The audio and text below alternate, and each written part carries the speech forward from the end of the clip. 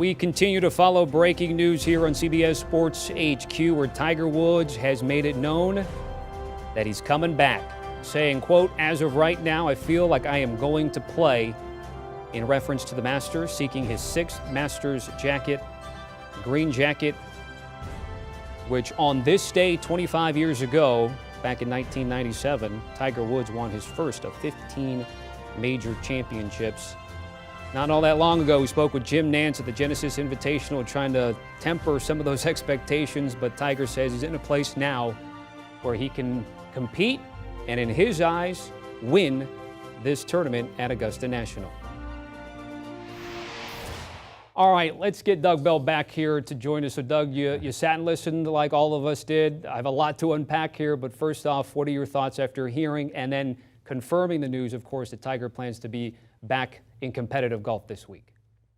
Well, Tommy, I was surprised it took the second question to ask, are you going to come back and tee it up on Thursday? The first question, talk about the extent of your injuries.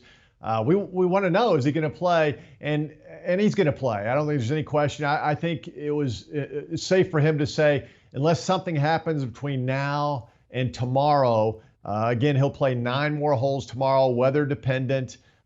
If all goes well, and I suspect it will, we're going to see Tiger Woods teed up on Thursday. I think we heard he mentioned he was very thankful for the opportunity again. He emphasized that. He appreciates all the love, text messages, phone calls from fellow players. I sensed he is so excited to be back 25 years after he won his first Masters. And as he said, the golf game is not an issue. The golf game is where he wants it to be going into a major championship. It's just a matter of walking the hills, the peaks and the valleys, the side hills, the uphills, the downhills at Augusta National. That'll be a challenge, and we'll see how it goes as the week progresses. But I'm confident, Tommy, that we're going to see Tiger tee it up this Thursday, and I can't wait. It's really going to be special. And when he does, I want to make sure I get this right here. When he does, it'll be 508 days, which is the second longest break on the PGA Tour for competition for Tiger Woods. It only is bested by 522 back with the Wyndham Championship in 2015 to the Farmers in 2017. Given that then, Doug, the second longest layoff in Tiger Woods' career, what concerns do you have other than the physical stuff? What are you looking out for Tiger on Thursday? Well, again, mentally, you heard the question. You've always come into these major championships, in fact, any tournament, saying that you come in with the idea you're going to win. And Tiger said that's still his mindset. He thinks he can win this Thursday. That's always been his mindset. It was great to hear that. And again, he emphasized several times in his press conference that the game is where he wants it to be. He's really hitting it well. His driver off the tee, the iron play, he said the putter and the short game is really, really good. It's just a matter of physically, can he endure the pain? As he said a couple of times, it is painful for him to play golf. There's no doubt about it. His prep time leading into a round, Tommy, we're talking hours and hours, upwards of 5 hours, getting up in the morning, rehabbing not only the leg, but remember, he still has to get that back that is fused together, has to get that warmed up to play. And so it is a process for Tiger Woods. And then as he mentioned in his press conference, post-round, even though he's been only playing 9 holes, he has to go back and let his team, his physical therapy team, go to work and work on that leg to keep the swelling from going down. So it really is, when you hear him describe it and you think about it, it's an amazing process that he's going through just to get to this point. So we'll see what happens. The game is there. I just think physically, can he hold up? If he makes the cut, can he hold up physically for 4 days walking the hills of Augusta National? That is the big question. He referenced it. It takes more time on both sides for him to get golf ready from a competitive standpoint. And to follow up on that, someone asked him, but it was a double question, so I don't know if he addressed it. But in your eyes, because you've been out there and you've been with Tiger, do you think he prefers early late or late early if he has his druthers? Well, I think he would prefer early late. He would like to be one of the early guys to tee off on Thursday and one of the later guys to play on Friday. And for those of us across the globe who watch on television, I think that's what most people would prefer. They want to come home on Friday night or Friday afternoon. Let's get off early and let's go watch Tiger tee it up. And then, of course, if he plays well and does make the cut, it'll be at a later tee time on Saturday. And what he hopes is a late tee time on Sunday with a chance to win his 6th green jacket. But to answer your question, I think he would prefer certainly, let's get it started relatively early. It's a small field. It's not a super early morning tee time. And then it'll give me a chance to rehab, get ready for what will be a later tee time on Friday. That might be his best chance to get to the weekend. Yes. Doug Bell joining us here on CBS Sports HQ. Doug, certainly appreciate all of your insight from today. Taking a look at Tiger Woods again at Augusta. It'll be 508 days between competitive golf for him on the PGA Tour, which marks the second to longest drought that he has ever had. I referenced the 2015 to 17 gap of 522 days. When he returned to the Farmers Insurance Open in 2017, he actually missed the cut that weekend, but we're all hoping for a better result this week at Augusta National. We got breaking news on HQ, and it's all about the big cat. Tiger Woods speaking today at the Masters. All eyes were there for his press conference where he said, as of right now, I feel like I'm going to play. Tiger, of course, winning this tournament 5 times, maybe a 6th, depending on what happens Thursday, Friday, and into the weekend. We all know Tiger has had a lot of injuries, but over time, guess what? He has prevailed, and maybe this is just another chapter in that story. Tiger, of course, on the range this morning at a practice session Sunday, played with JT and Fred Couples, and it seems like everybody among his peers says Tiger looks the same as he has over his career. So we'll see how that pans out as we get closer to Thursday. Just being for a little confirmation there with Tiger, but it seems like the big cat is geared up for another run in Augusta. Joining us now, Michael Breed, who was part of that coverage on the range earlier this morning with Tiger Woods as well. And first, your reaction to Tiger's words today. Of course, we kind of got a little green light that he will tee it up on Thursday. I think we're all doing the same thing, and it's just one big smile. That's all we got going on right now, because the cat is going to go, and I don't think there's any question now. In fact, in his press conference, he basically said, he was asked the question about success, and he said, well, it was success that I got here, and it's success to me now if I'm part of the conversation on Sunday. Well, you can't be part of the conversation on Sunday if you're not teeing it up on Thursday, and so I think he's teeing it up on Thursday, and I'm almost certain of it. I'm saying 99.9%. That's basically 100%. We'll take it. I'll take that, Michael. As I mentioned there, you were part of that on the range coverage there. You had a chance to see Tiger swing. The question, of course, we're all wondering how he might look. What did you see there to dictate that, you know what, he might actually play Thursday? Well, there's a lot of things that give you the encouragement that he's going to go. I think one, and first and foremost, it's the driver. So you look at the speed of the golf ball. He's got the ball traveling on the range at about 174 miles an hour, which leads to about a 300-yard carry. That is plenty of distance that he has. And by the way, as a rule, that speed will increase when you get on the golf course because of adrenaline at this level. So you're talking a minimum of 174 miles an hour of clubhead speed. The other thing that was really sort of impressive to me was his ability to control the speed of the golf club in his sort of shorter shots, 70, 80, 90-yard shots. That is going to be paramount this week, and it's going to be critical for Tiger Woods to be able to control trajectories, control the distance that the ball travels, control spin rates. He was spot on in that space. So now you look at, okay, what other parts of his game are going to be critical? He spent a healthy amount of time in the short game area with JT, and it was fantastic. He's got total control over the trajectory of the shots that he's hitting around the green. He's got control over the spins. He's not taking divots. It's brushing the grass. It looked literally better than I've seen it look in years, the short game. And so now the question is, it's no longer about physically can he do it, it's about mentally can he do it. And I don't think anybody ever sits there and doubts the mental fortitude of Tiger Woods. So it brings you back to the final hurdle, and that is, can he walk the golf course? And I don't think that he would be there if he didn't feel like he could do that. So I think that this is everything that we would want. His form is fantastic. And when Freddie Couples says, after playing 9 holes on a practice round with him yesterday, that he thinks that Tiger can win, you know what? That guy has seen it. He knows it. He's a Masters champion.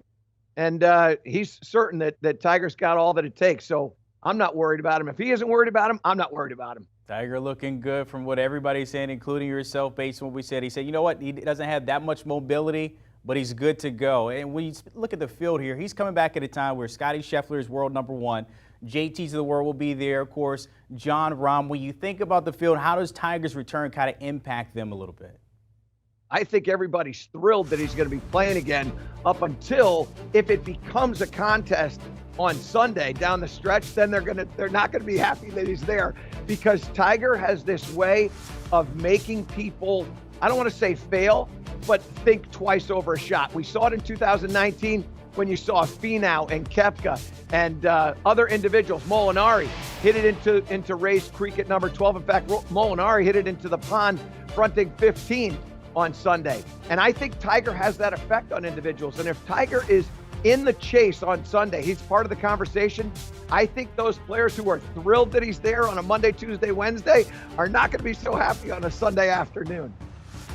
Michael, before I let you go, of course, you mentioned there if he is on Sunday, that means he has to play well Friday and Saturday. So realistically, what do you expect from him to see for the first 2 days and into the weekend possibly? Well, here's the thing. I think that Tiger, look, nobody understands this golf course as well as Tiger Woods. It's as simple as that. I mean, he understands it so well that he's actually assisting others in their ability to get around the golf course, including JT, who's one of his very, very close friends. So I think he understands the golf course. He also understands the tournament as a rule. And the tournament as a rule is you don't really have to do anything special. If you go out and you shoot 70 in the first round, you don't have to be 5, 6, 7 under par after round one. What you have to do is you have to be under par. That magic number of 70 is critical for Tiger in round one. And then I think in round two, you know, it's another one where you get it into the 60s. And all of a sudden, if you can have this at 5 or 6 under par going to the weekend, I think you put yourself in a really good position. I think that's where Tiger's head is. I think Tiger cannot allow himself to get aggressive. I think Tiger has to take what comes to him and realize that, you know what, it's a gift that he's playing, but at the same time, you don't want to give this away. You don't want to be cavalier about it. You don't want to just sit there and go, I can't believe I'm playing. This is fantastic. Tiger's going to go out there and he's going to methodically take the course and figure out how to shoot the lowest score that he possibly can. I think you have to stay away from double bogeys. You don't have to make a ton of birdies. You just have to stay away from double bogeys and bogeys. If you can keep your tournament to, say, single-digit bogeys and limit your double bogeys to 1, believe it or not, now you've got a chance to win here. That's what past history has shown, and I think that's what Tiger is well aware of. So I think he has to put himself in position going to weekend where he has a chance.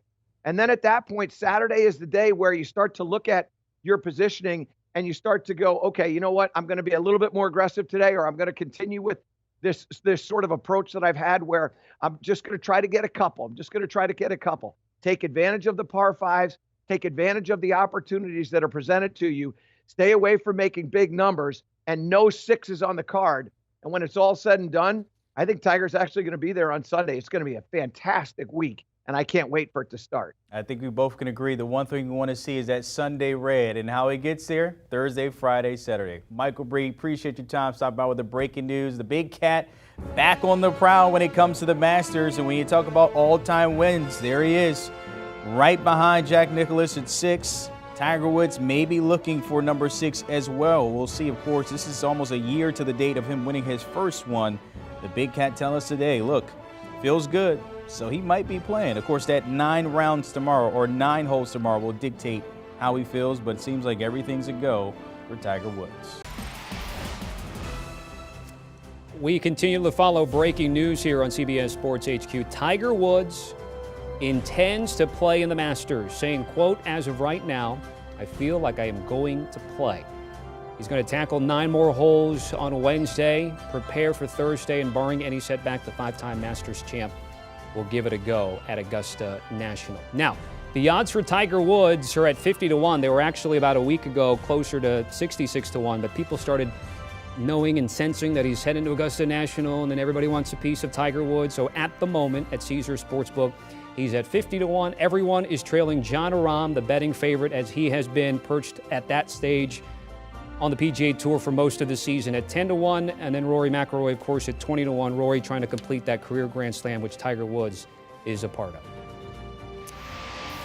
And with that, let's bring in Rick Gehman, host of the First Cut podcast and data analyst and predictive engineer there for our guys at Sportsline. So, Rick, a lot to get to, but first, your reaction, Tiger Woods saying he's going to give it a go. Yeah, he made it official, and this was kind of the final puzzle piece that we've been putting together for the last 14 months or so. It really started to come into frame when he had that practice round a couple of days ago where he flew up with Charlie and took care of the course, and there had already been rumors about the sweat and the time that he was putting in down at Medalist and how hard he was swinging it, how often he was playing without the use of a golf cart, and we were starting to put all these puzzle pieces together, and then Tiger finished it off for us here this morning by confirming that assuming all 9 holes go well on Wednesday, his final practice round of the week, he is going to compete in this year's Masters. And Tommy, in true Tiger Woods fashion, he took it a little bit further and he said, I expect to compete. I expect to win. I wouldn't be out here if I didn't expect that. It only furthers what everybody is, and it may only be the $10, $20, $30 better. Everybody wants a ticket. Everybody wants a piece of Tiger like he did a few years ago when he was 14-1. What do you make of the future odds at the moment with Tiger at 50-1? Yeah, 50-1, and at this moment, I think is important, Tommy, because there has never been a more public golfer, maybe a more public athlete than Tiger Woods. All of that public money is going to come in over the course of the next couple of days, and odds makers are going to have to take a stand somewhere on Tiger Woods, and I imagine those odds at 51 are going to continue to get shorter. You're going to have the sentimental bettors who haven't had an opportunity to bet on Tiger in 17 months. You're going to have those that just want to be part of something, just want to have a reason to root for Tiger in case he does go out and win this golf tournament. I don't think you'll see a lot of the sharp money coming in on Tiger Woods. With all due respect to the GOAT, it has been a long time since we've seen him competitively. He's talking about his body and his ability to get through 4 rounds, but those $10, $20, $50 bets are certainly going to add up, and I think odds makers are going to have to shorten him over the next day or two. We do have a graphic of Tiger's Masters odds, which includes the 50-1. So if someone wants a Tiger ticket, plus to make a little bit of money, are you doing make the cut? Are you doing miss the cut? Miss the cut is you have to lay a little bit of juice there, and then first round leader is also kind of at 50-1. So if there was a smart lean right now, Rick, what would that be? I believe it is for Tiger Woods to make the cut. This is actually a wager that I've already made myself. The problem with first round leader, even top 10, top 20, it's asking a lot of Tiger Woods, and he does not necessarily control the entirety of his own outcome. With making the cut, he's a lot more in control. And I think what we're going to get from Tiger, who we all know is probably 2 shots better than the field just in terms of his experience and knowledge of Augusta National, is he's almost assuredly going to get that Thursday morning, Friday PM wave. That's the wave he wants, and I imagine Augusta National is going to oblige. And what we're going to see is I think he's going to play well on day 1 and day 2, but as he talked about in his press conference, it's about the walk. It's about the physical aspect of getting warmed up, getting cooled down, doing that every single day. I think the most realistic course for Tiger Woods this week is that he plays well, makes the cut, and then you probably see him fade on the weekend. I hope that I'm wrong. I hope he contends, but I think that's the most logical outcome for him this week. All right, so make the cut plus 110, top 5 finish 11-1, top 10 finish 5-1, and miss the cut, you would have to lay $1.40. Rick, before I let you go, from a DFS perspective, we're talking, I think, roughly $8K or so for Tiger Woods. Is there any scenario where people are putting him in there? Oh, for sure. Yeah, he's going to be incredibly popular, at least more popular than he should be, because as much as I want to see Tiger play well, and I have wagered real American dollars on him to make the cut, from a DFS perspective, it's almost an objectively bad play to roster him. There are guys that are priced in a similar area, like Sam Burns, who's won 3 times in the last 12 months. Tiger Woods hasn't played competitively in 17 months. Sung Jae Im, Adam Scott, all priced in a similar area. So Tiger Woods always will be more popular than he should be, but when you're comparing him to his peers in a daily fantasy setting, I believe it's an objectively bad play to have a lot of exposure to Tiger Woods. Rick, certainly appreciate it. Tiger Woods is back, and we can get excited with it. Of course, looking forward to that, the conversation of the First Cut podcast. Our thanks to Rick Gehman there. Again, odds to win the Masters. Tiger Woods a week ago was 66-1. He's now 50-1. It could be even shorter now that everyone knows and hears that he is on his way back. And Rick just laid out some nice, smart leans and bets for you to not only have a Tiger ticket, but to maybe make some money as well. We're following that breaking news on HQ with Tiger Woods making a comeback here at the Masters. 5-time winner here, of course. Tiger sharing today, saying, quote, as of right now, I feel like I'm going to play. A long rehab for him coming back to this point. 17 months since he showed up on the PGA Tour since his last time at an event. But this time, Tiger feeling confident.